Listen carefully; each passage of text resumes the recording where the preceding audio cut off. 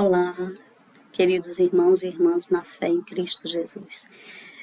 Hoje, 25 de fevereiro, nós celebramos o segundo domingo do tempo da Quaresma. E para a liturgia de hoje, a Igreja nos indica o trecho do Evangelho de Marcos, capítulo 9, versículos 2 a 10. Esse é o texto conhecido como o relato da transfiguração de Jesus.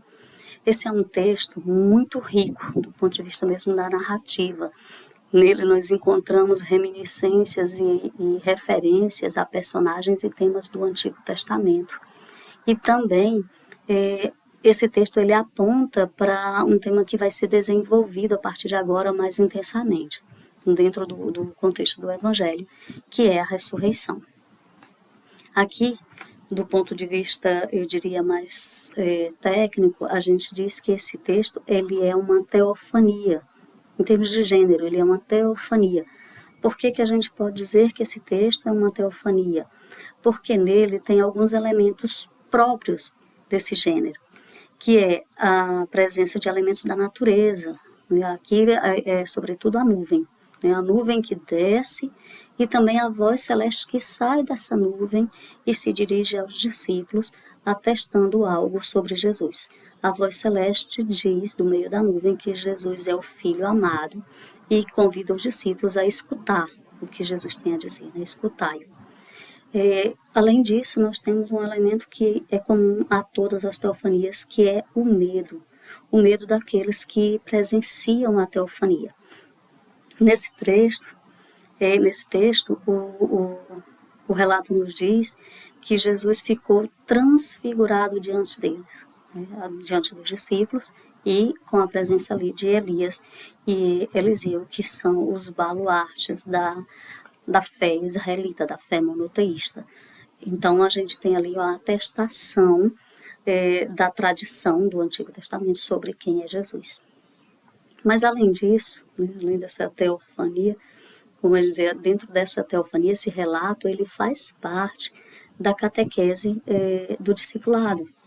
O texto, ele está orientando, de algum modo, dizendo aos discípulos algo sobre a pessoa de Jesus.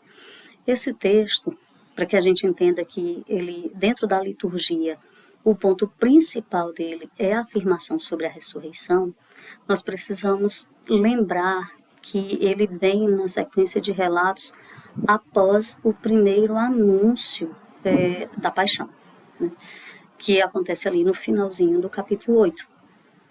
Depois desse primeiro anúncio vem o relato das condições para o seguimento de Jesus e, na sequência, o relato que nós chamamos da transfiguração. Pois bem, esse texto, ele tem, lá no primeiro anúncio da ressurreição, e é bom lembrar que não existe anúncio da paixão sem anúncio da ressurreição. Por isso que a gente não pode separar, falar só de anúncio da paixão. Nós temos o anúncio da paixão e da ressurreição. Pois bem, ali nós temos essa afirmação. E aqui, a afirmação sobre a ressurreição, ela chega no final, quando os discípulos, depois de descer da montanha, os discípulos ficam ali se questionando o que significaria ressuscitar dos mortos. Então, eles já não entenderam que Jesus, no primeiro anúncio lá da paixão e da ressurreição, os discípulos já não entenderam que tipo de Messias era Jesus, porque ele diz que vai padecer a paixão e vai morrer e ressuscitar ao terceiro dia. Ali, na figura de Pedro, os discípulos já demonstram essa incompreensão. Agora, eles também não compreendem o que significa ressurreição. Eles vão precisar fazer todo o caminho com Jesus até os eventos acontecerem e daí passar a compreender o que é a ressurreição. Mas bem, aqui já está um pouco anunciado. Então, com isso, nós sabemos que esse texto, no seu conjunto, faz parte da catequese do discipulado. Ao propor esse texto, no iniciozinho aqui da Quaresma, a Igreja nos convida a viver esse período da Quaresma na esperança da ressurreição.